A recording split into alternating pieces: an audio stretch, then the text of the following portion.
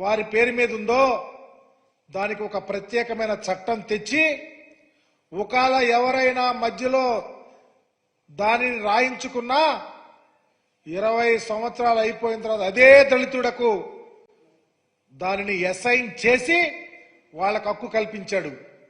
మీరు రాసిన వెర్రి రాతలకు ఎవరో వాళ్ళు చేయించుకున్నారు, వీళ్ళు చేయించుకున్నారు, లేకపోతే అని చెప్పి రాస్తే అవి కాదు. 20 years కంప్లీట్ అవ్వాలా. మరలా ఏ దళితుడికైతే అసైన్ చేసిందో ఆ దళితుల పేరు మీద వస్తే వాళ్ళు అమ్ముకోవచ్చు, ఎవరైనా కొనుక్కోవచ్చు. ఏదో నాగార్జున ఇంకొకళ్ళో రాయించుకున్నారు చెప్తా ఉన్నారే, అవన్నీ అభూత కల్పనలు. మేము చెప్తా ఉన్నాం, ఎవరు రాయించుకున్నా చట్టానికి లోబడి రిజిస్ట్రేషన్ అవ్వాల్సిందే. మీకులాగా రాజధాని ప్రాంతంలో చంద్రబాబు నువ్వు నీ అండుకో 4,000 కోట్ల రూపాయలు ఖరీదు చేసే దగ్గర 1,100 ఎకరాలు మీరు రాయించుకున్నారే. రాజధాని వస్తుంది, దళితులు మీ భూములు లాగేసుకుంటారని చెప్పి అప్పలంగా 5 లక్షలు రాయించారే. దానిని ప్రజలు మర్చిపోరు. దళితుల భూముల అప్పలంగా కొట్టేసింది చంద్రబాబు అండుకో తప్ప ఈ రాష్ట్రంలో ఎవరు కాదు.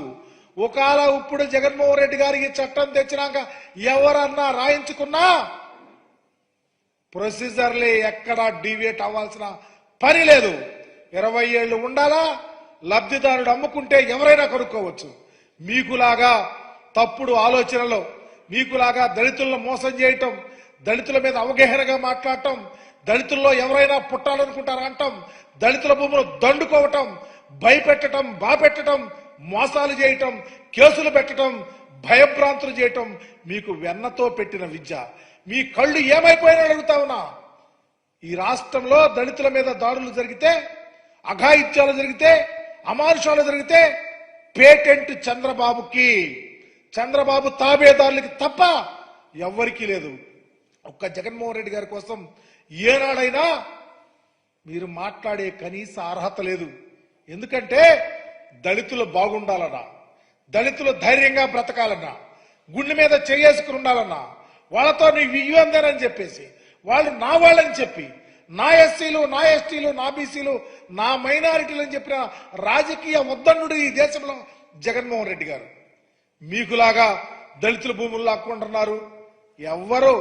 నేను చెప్తా ఉన్నా, ఈ రాష్ట్రంలో దళితుల భూములు లాక్కుని తిని పందికొక్కులాగా బలిచింది తెలుగుదేశం పార్టీ తప్ప ఎవరు లేరు. ఏదో మీకు అయిపోయింది. ఇక తెలుగుదేశం పార్టీ కోసాలు కదిలిపోతున్నాయి. జగన్మోహన్ రెడ్డి గారు రేపు ప్రమాణ స్వీకారం విశాఖపట్నంలో చేస్తున్నాడని ఒక దుగ్ధతో, ఒక భయంతో ఈ వెర్రి రాతలు రాయిస్తా ఉన్నారు, ఈ వెర్రి వేషాలు వేయిస్తా ఉన్నారు. మేము చెప్తా ఉన్నాం, ఈ రాష్ట్ర చరిత్రలో ఏ దళితుడైనా ధైర్యంగా బ్రతకాలని కోరుకున్నది జగన్మోహన్ రెడ్డి గారు తప్ప ఎవరు కాదు. మీ ఆలోచనలే మా మీద వ్యతిరేక ఆలోచనలు, మీ యొక్క అలవాట్లే అంటూ అలవాట్లు, మీ అలవాట్లే మోసపు అలవాట్లు. దళితుల్లో ఎవరైనా పుట్టాలనుకున్నాను నీవు, దళితులకు రాజధాని ప్రాంతంలో భూములు ఇస్తుంటే డెమోగ్రాఫికల్ ఇంబ్యాలెన్స్ వస్తుందని చెప్పిన నీవు దరిద్రుడివి, దళితుల పాలిట ఒక రాక్షసుడివి. ఇలా రాయించి, మా మీద రాయించి, మా పార్టీ మీద రాయించి చివరికి బరిదెగిస్తా ఉన్నారు. ఒకే ఒక కారణం, 9వ తారీఖున జగన్మోహన్ రెడ్డి గారు పట్టాభిషేకం విజయనగరంలో విశాఖపట్నంలో చేయబోతా ఉన్నారు. ఆ ఒక్క భయంతోనే ఈ వెర్రి రాతలు, వెర్రి కోతలు చేయిస్తున్నారు తప్ప మీ ఆలోచన ఏనాడు దళితుల కోసమో, దళిత సంక్షేమం కోసమో, దళితుల అభివృద్ధి కోసమో చట్టాలను మీ చుట్టాలుగా తీసుకొని పనిచేస్తున్నారు తప్ప చట్టాలు ఎప్పుడూ రాజ్యాంగానికి లోబడి పేద ప్రజల బాగుండాలా, బ్రతకాలని ఆలోచించే కుటుంబం జగన్మోహన్ రెడ్డి గారి, రాజశేఖర రెడ్డి గారి కుటుంబం తప్ప చంద్రబాబు అనే వ్యక్తి ఎప్పుడూ దళిత వ్యతిరేకే. అందుకనే ఈ కోతలు రాస్తా ఉన్నారు.